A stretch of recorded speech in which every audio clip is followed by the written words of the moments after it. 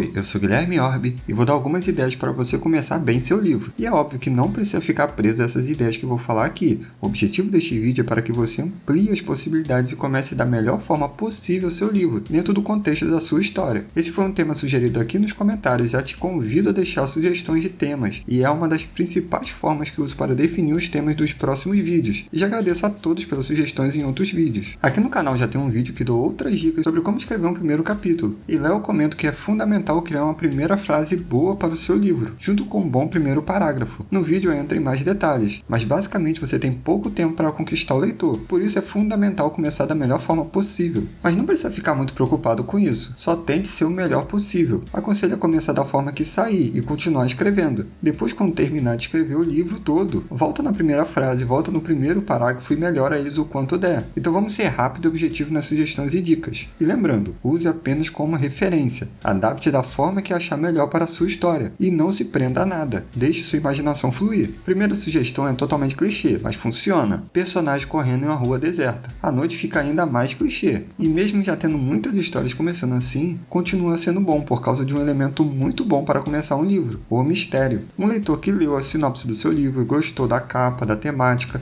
e quando ele começa a ler, tem um mistério que vai precisar continuar a leitura, é tudo que você precisa para manter a atenção desse leitor por mais tempo. Ele vai querer saber quem está correndo e por que a pessoa está correndo. E assim você pode escrever um primeiro parágrafo mantendo esse mistério. De repente o personagem está correndo assustado, está com pressa, ou alguma coisa importante vai acontecer. Ou até mesmo ele acabou de fazer uma besteira bem grande e precisa fugir. Imagina começar o livro narrando que o protagonista acabou de fazer uma besteira muito grande e precisa fugir para o mais distante possível. E você não diz de imediato o que ele fez. Manter o mistério por mais tempo. O leitor vai precisar continuar a leitura, e aí você prende ele em outro mistério. O narrador pode revelar o que o protagonista fez, mas não dizer o motivo, e assim vai seguindo. Revela uma coisa e inicia outro mistério. É uma boa forma de começar. Não precisa ser exatamente uma besteira, pode ser outra atitude, até positiva. Depende do contexto da sua história. O importante seria deixar o leitor curioso. Outra ideia: comece sem a presença do protagonista. Pode apresentar personagens relevantes para a trama, e até pode citar o protagonista em algum momento, mas eles poderiam conversar sobre algo que está para acontecer.